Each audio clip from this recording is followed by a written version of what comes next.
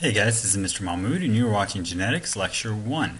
Now this whole unit is going to be depending a lot more on your analysis and application of what you're going to be learning here. It's not enough just to memorize vocabulary and rules and things like that, even though that is important.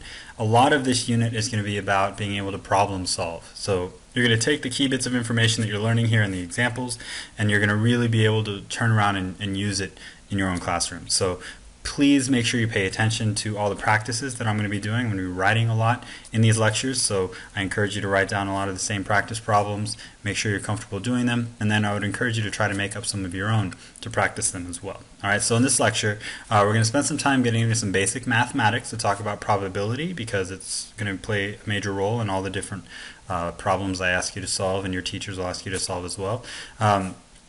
Then we're going to focus in on some of the background in what we've done the last couple of units and how we built up to what we know today and what we understand today. And we're going to use that information to really figure out why genetics works the way it does in the first place before we then jump into doing some specific crosses and specific examples and practice solving some problems together using these Punnett squares. Okay, so let's go ahead and get started. We're going to do some basic understanding of probability. Now, probability is the likelihood of certain things to happen. So the basic understanding of probability starts with a pretty simple equation. The probability of something happening is what you're looking for, which we consider your desired outcome, over the total possible outcomes. So the likelihood of something to happen over all the possibilities is basically the probability of something happening. Now this will give you its fraction form, or the fraction answer, and if you're looking to make this into a percentage, you just multiply it by 100 and you get your percentage, right? So that's your basic way to come up with basic probability. Now, understanding probability requires you to really know the three basic laws of probability. We'll spend just a few minutes on this real quickly. The first basic law of probability, we'll call the rules of probability here, is what I like to call the randomness rule. So rule number one, we'll call it random. Basically, all this means is the likelihood of an event happening is the same the 50th time as it is the first time. As long as there's nothing causing some sort of a bias for the outcome, the likelihood of something happening multiple times later is the same as it happening once by itself. A good example is flipping a coin, like you see here. When a coin flip happens, the probability of getting any side, either heads or tails, is just what's desired, which is one of the options, heads or tails, over the two possible. So it's a 1/2 probability when you flip a coin. Now let's say you flipped a coin 10 times and 9 times in a row you got heads. What's the probability of getting heads that 10th time? The answer would be the exact same. It's 1/2. Even if randomly it happened to hit one side over and over and over again, it doesn't make it more likely to hit that side again. Unless, of course, there's something wrong with the coin or whatever. But in a given situation like this, that's the first basic rule of probability. Don't even worry about looking on at things happening before. All you're worried about is that exact event or that given event. Now, the second and third rules of probability have to do with the likelihood of things happening together. So the first one, or should I say the second rule here, is what we consider the sum rule. Sum, you guys know, means addition. So the probability of two things happening together is the sum of each individual probability. We'll use dice as an example here. A single dice has 6 sides. So the probability of getting any number on the dice is 1 over the 6. 1 over the possible. Whether it's a 1 or 2 or 5, whatever it is, there's only one of those sides out of the 6 sides of the dice. So the probability of rolling a 1 is 1 over 6. Rolling a 2 is 1 over 6, and so on.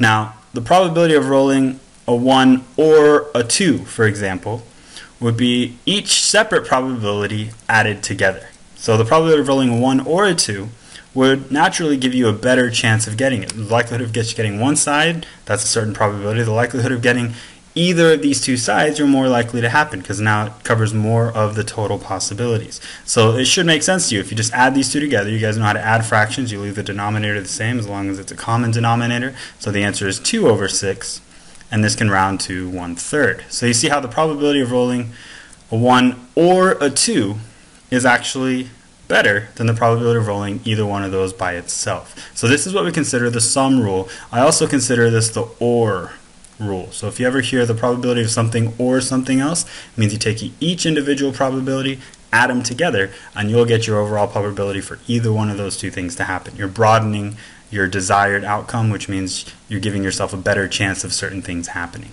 That's what we consider the sum rule. And the final rule is what we consider the product rule.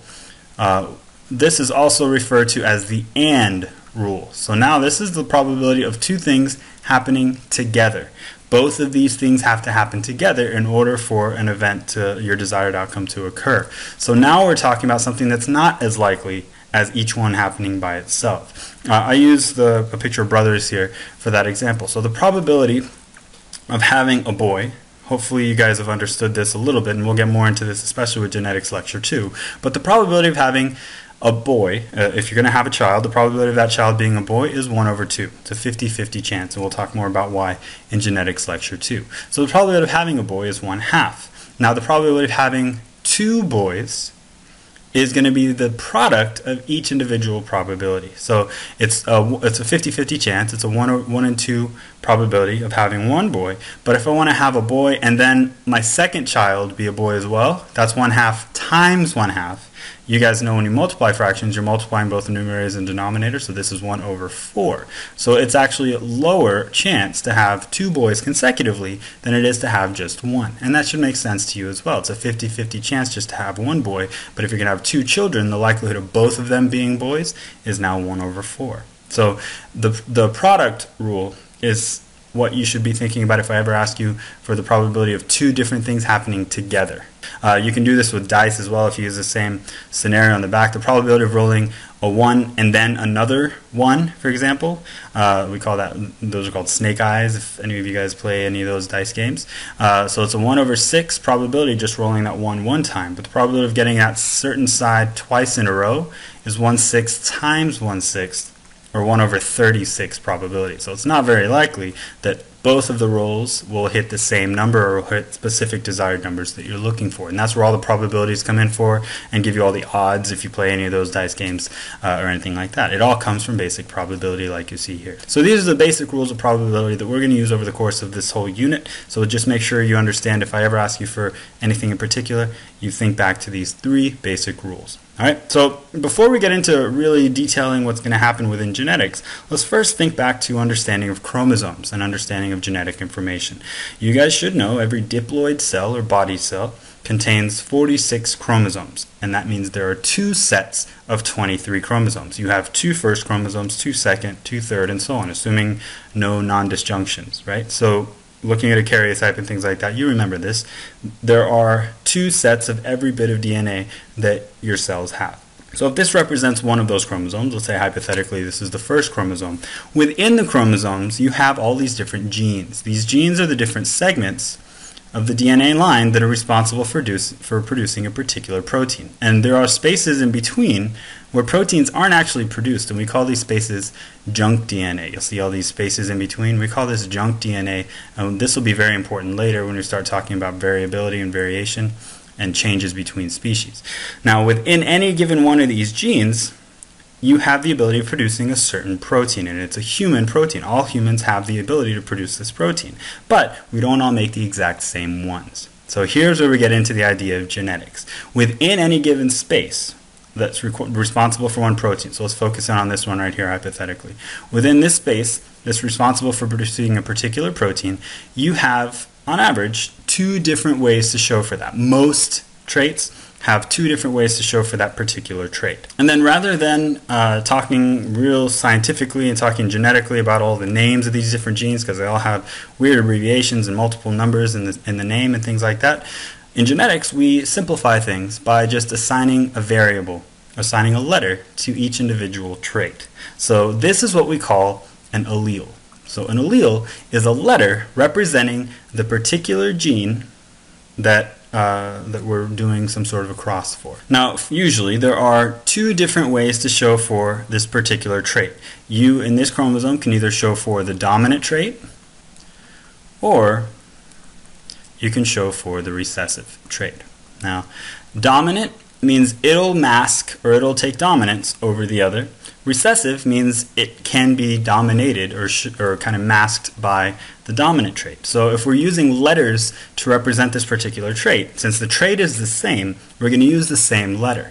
But the dominant is usually represented by the capital form of that letter, whereas the recessive is the lowercase form of that letter. Now usually the rule is you usually use the first letter of the dominant trait as your actual allele, but that's not always something you have to follow. So let's say hypothetically we are using this trait here, and let's say, even though this is highly oversimplified, let's use eye color. In reality, eye color is a multigenic trait. There are multiple parts of different genes from different chromosomes that all contribute to your eyes, but hypothetically, let's say that this particular part of the DNA in this gene and this chromosome showed you your eye color. So let's say the dominant eye color is brown and the recessive eye color is blue.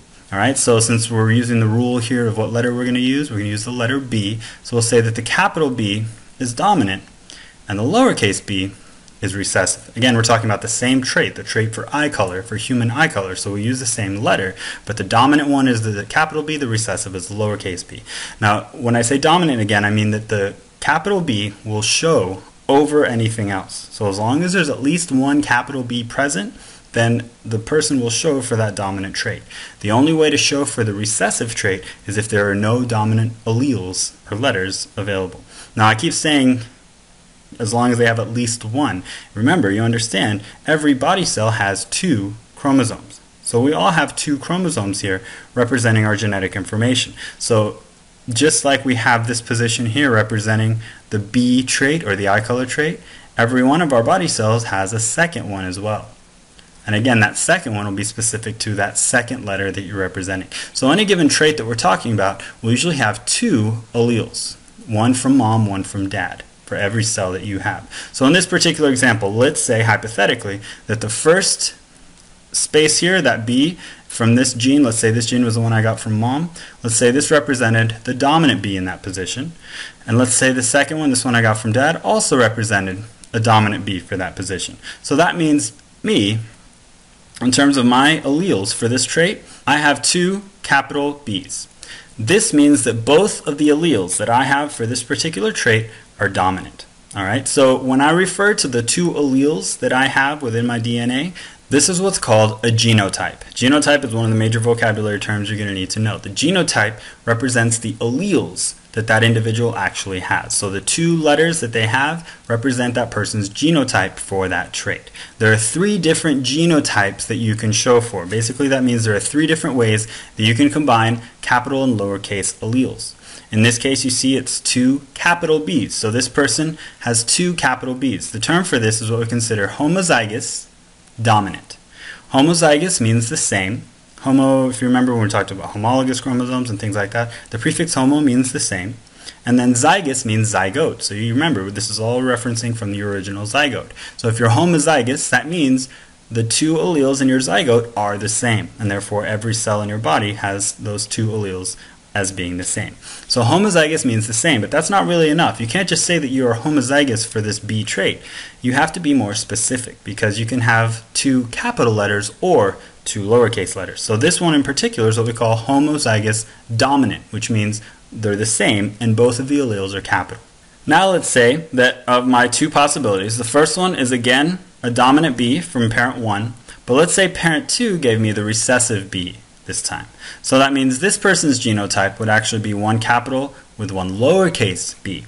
This is what we call heterozygous. Hetero means different, so heterozygous means different. You don't have to stress here heterozygous or heterozygous dominant or heterozygous recessive, because by rule, if there's at least 1 dominant allele, you'll automatically show for the dominant trait. So this represents the dominant trait because it has at least 1 capital B. So we just call this heterozygous. By the way, this is the same as lowercase b with a capital B like this. So the order of the alleles doesn't matter. So it's always encouraged for you to put the capital letter first. If there's ever one of each, if it's ever heterozygous, always put the capital letter first. And then finally, the third possibility, and the only other possibility of 2 B's, would be if both parents happen to give a recessive B, in which case this individual would be homozygous recessive, which means both of the alleles will actually lowercase. So these are the 3 possible genotypes that are possible for any given trait. You can either be homozygous dominant,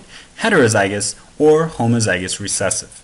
Now, genotype represents the actual alleles. Another term called phenotype represents the actual trait that will be presented by those alleles. So even though there are 3 different types of genotypes, there are only 2 actual phenotypes that are represented here. You can either show for the dominant phenotype or the recessive phenotype. So remember back when I gave this scenario, even though it's a huge oversimplification, let's say that the dominant B represented brown eyes and the recessive B represented blue eyes.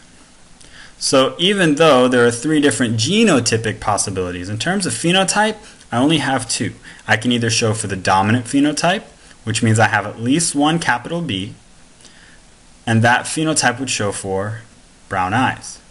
So that's one possible phenotype that I'm representing here. Now, you have to have at least one capital B to show for the dominant trait. The second B really doesn't matter when I'm talking about phenotypes. It could be a capital B or it could be a lowercase b. It doesn't matter because as long as you have at least one capital B, you show for the dominant trait. So homozygous dominant, this right here, is no more dominant than this. This person would have the same brown eyes that this person would have if this was an actual situation or an actual representation. You can't be more dominant than someone else when we're talking about basic dominance here. So at least one capital B automatically shows for the dominant trait. The only way to actually show for the recessive trait in this scenario of blue eyes would be if both of the alleles were lowercase. In that case, both of the alleles absolutely matter. They have to be lowercase. If there's at least one capital B, it automatically shows for that dominant trait. So those are the basics here when we get into genetics. This does get a little more complex later. There are some exceptions to this basic rule that we'll talk about later. But for 98% of genetics, this is what you need to know. All right, so now let's do some practice. Let's say hypothetically we're dealing with plants here, and we're going to talk about the dominant trait being tall plants and the recessive trait being short plants. Again, this is a high simplification, but we're just doing some practice here. So if the dominant trait is tall, I'm going to use the letter T. So let's say capital T represents tall, and then lowercase t represents short. Now you might notice that I wrote my T a little bit differently. You may want to be careful when you're writing these things to avoid letters that look the same capital as they do lowercase, with the exception of course, their size. Letters like X, C, O, P, things like that. If you're not really careful about how you write the lowercase, it's very easy to confuse yourself if you're doing these crosses really fast and you maybe don't have the best handwriting. So if I ever do use letters that may look similar, capital or lowercase, maybe if I put that T cross a little lower and then I confuse myself, I typically will put a little tail on the lowercase, or maybe I'll write it in cursive, something like that. You actually get to use cursive. I know you guys learned it in elementary school and you don't see why. You're going to actually get a benefit for cursive every now and then when you get into genetics here. So anyway, let's give the scenario. Let's just say we're dealing with these basic alleles. What if I said a homozygous tall parent was crossed with a homozygous short parent? First, let's figure out what those parents' genotypes actually are. Homozygous tall means, again, that they're both the same. And since it's tall, that means that they're both capital. So that means the first parent looks just like this. Homozygous tall, 2 capital T's. Is crossed with, I'm going to put an X when I say is crossed with, so you typically see that. Let's say it's crossed with a homozygous short parent. So that means, again, homozygous, both of the alleles are the same, so both of the T's are the same. But this time, if the parent is short, that means that both of that parent's T's have to be lowercase. Now I should stress a couple of things here. First of all, it doesn't matter which one's the male and which one's the female, in plants especially, but even in humans, it doesn't matter which one's the male and female because these traits it's not affected if you're a male or female. These are talking about traits that are found in your autosomes, which means regardless of male or female, we have the same first 44 autosomes. So this is what we consider an autosomal trait, so you don't have to worry about gender at all. So it doesn't matter which parent's which here. So this parent is homozygous dominant, this parent's homozygous recessive. And if you wanted to do any sort of a cross, or you wanted to find out the probability of having offspring with a very specific trait or very specific genotype or phenotype, you would do what's called a Punnett square. This is something that I think you've had some practice with in middle school. But basically, if I want to find the probability of these 2 parents having certain categories of children, I first need to think about their gametes, because remember, every parent, even though they have 2 sets of genetic information, they only pass on 1 to their offspring in their gametes. So every single trait only gives 1 allele to a gamete. So you have one gamete from mom, one gamete from dad that combine together. So these are all the different ways you can have these gametes combining. This is what a Punnett square is. So first I need to figure out what the two gamete possibilities are for this parent. This one's easy. If this parent's homozygous dominant, he has two capital T's. Every gamete gets one of his T's, so it's pretty straightforward. Both of the gametes will have the same T. So I'll put the first parent at the top. I always seem to do this, kind of following a pattern here. So the first parent gets my two gametes here that he has, or she has, whatever the parent is. So the first parent has two dominant T's. So the gamete will either be this capital T or this capital T. And then the second parent has two lowercase t's. Again, this is easy. They only have two alleles, so every gamete that this person has will be either lowercase the first one or lowercase the second one. So again, this parent's gamete is the same for one or the other. And the gametes are going to be represented here on the outside. These four boxes represent my possible offspring. The possible offspring that could happen here. The way I figure out what each of these are, kind of thinking about the codon chart, the way we worked on that before, it's where the two boxes intersect. If you make a straight line between and where they intersect, that's the box that we're going to focus in on. So this box example, for example, the very top left box, will deal with the first gamete from parent 1 and the first gamete from parent 2. And since I always want to keep the first, or the capital letters first, if there ever is a heterozygous situation, this is what I would have for one possible offspring. So offspring number 1 possibility would be for a heterozygous offspring here. One dominant T from parent 1 or lowercase t from parent 2. The top right box would be the second gamete from parent 1 and the first gamete from parent 2. Again, keep the capital letter first, so this one would also be heterozygous.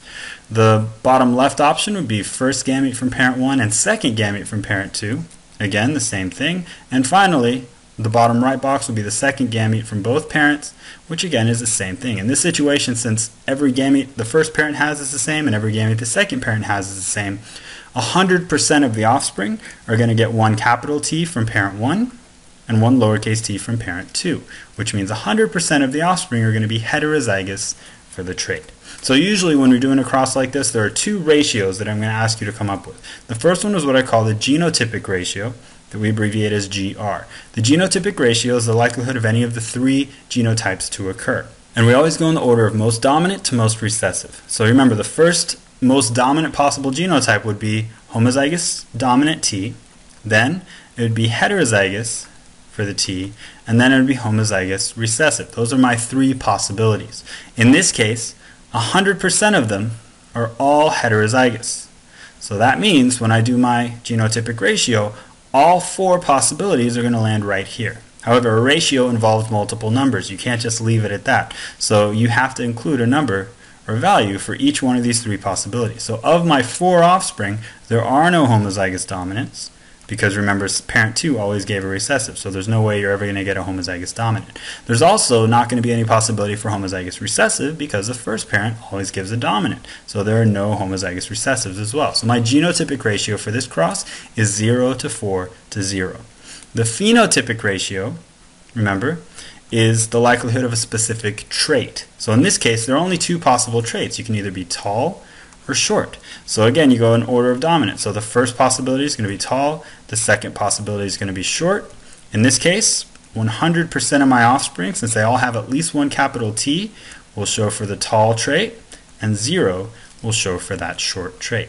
So this is how I go through and identify both my genotypic and my phenotypic ratio for this cross. If I cross a homozygous dominant with a homozygous recessive, the genotypic ratio will always be 0 to 4 to 0, and the phenotypic ratio will just be 4 to 0. Alright, and then I can ask you specific questions. What's the probability of having offspring that are dominant for this trait? You would say 4 out of 4 or 100%. Right? Okay, so that one was pretty easy because it's pretty straightforward. Let's give another example. This time I want to do what's called a monohybrid cross. I want to cross two hybrids with each other. Now this introduces a new vocabulary term. Hybrid is the same as heterozygous. Think about cars. It's probably the last time you've heard hybrids. A hybrid car can run on both gasoline and electricity. So it uses a combination of two different energy sources to run the car. Hybrid, or just like heterozygous, means different. So if I say I want to cross a hybrid with another hybrid, that means both of the parents have to be heterozygous for the trait. So heterozygous and hybrid mean the same thing. So both parents are going to be heterozygous, one dominant, one recessive. This is what's called a monohybrid cross. This is kind of the more famous one of all of these basic crosses. So a monohybrid cross means both parents are hybrid for a single trait that we're doing. Okay, so in this case, each gamete is going to be unique for the parent. So the first gamete possibility is a dominant T, the second gamete possibility is recessive, the second parent, the first gamete possibility again is dominant, the second one is recessive. So here we go with the cross. In this case, all 4 boxes are going to be slightly unique. And here's why. The first possibility, top left, is the first allele from both parents, which would be homozygous dominant. Top right would be heterozygous. Bottom left would also be heterozygous, but I'm going to keep the dominant T always showing first. And then the bottom right, here's our first scenario where I have a homozygous recessive offspring. So even though both parents are dominant, you look at them, both parents are tall because they both have at least one capital T, there is a chance here that they can have a short offspring. There is a possibility to show for the recessive trait here, even though both parents are dominant. And this is where we get in all of the variety of life, and this is how people that have very specific traits and almost identical can have an offspring that looks pretty unique in at least a couple of those areas of their traits, because they can both have the ability of passing on a recessive trait even though they don't show for it. Someone who's heterozygous like this is often considered a carrier for the recessive trait. That means even though they show for the dominant, they have the ability of passing on this recessive allele to their offspring. So this is someone that we consider a carrier for the recessive trait. So in this case, the genotypic ratio, I won't bother showing you the scenarios anymore. Remember, the first one's homozygous dominant, then heterozygous, then homozygous recessive. Of the 4 possible offspring, we have one, only one that's homozygous dominant. We have 2 that are heterozygous, and then we have this one that's homozygous recessive. So the genotypic ratio of a monohybrid cross is 1 to 2 to 1. And then the phenotypic ratio, which is the probability of tall compared to short, of these 4, these 3, all but the bottom right, have at least one capital T, and therefore they'll show for the tall or dominant trait. Only this one here will show for the recessive. So if I asked you, if you crossed 2 hybrids with each other, what's the probability of having an offspring that's recessive for the trait, that shows for the recessive phenotype? It would be 1 out of the total. So 1 out of 4, or 25%. Okay? So this is how you can kind of get the different scenarios and different questions that I can ask you to come up with your overall answers. Now, I mentioned the term hybrid as the same as being heterozygous. The opposite to hybrid is what we consider purebred. If something is purebred, that's actually the same as either being homozygous dominant or homozygous recessive. So the word purebred is actually the same as homozygous. You've probably heard pure breeding a lot when you think about people who breed animals like horses and dogs and things like that. If an animal is purebred for a trait, that's usually much more appealing and attractive for a breeder, because that means you can guarantee that that individual animal will always give the same allele for their trait. So if you take one purebred dominant animal with another purebred dominant animal, that means you're crossing 2 parents that look like this, which means there is a 100% chance that they will always give a recessive T to their offspring, so the offspring will always be homozygous dominant, just like both of their parents. All offspring will get 1 capital T from parent 1, 1 capital T from parent 2. So 100% would be homozygous dominant, just like the parents. So if you're pure breeding and you're looking for very specific traits over and over from one generation to the next, you want to make sure you're using these purebred animals. And that's just about it for basic genetics. This is what we consider Mendelian genetics, or the basics. In lecture 2, we're going to talk about some of the more advanced problems and some of the times that we talk about exceptions to these general rules that apply to most of the crosses that we do. So it's very important that you have the basics understood here before you can really jump into the more advanced things that you'll see in lecture 2. So hope you guys understood what was going on. Thanks for watching, and I will see you next time.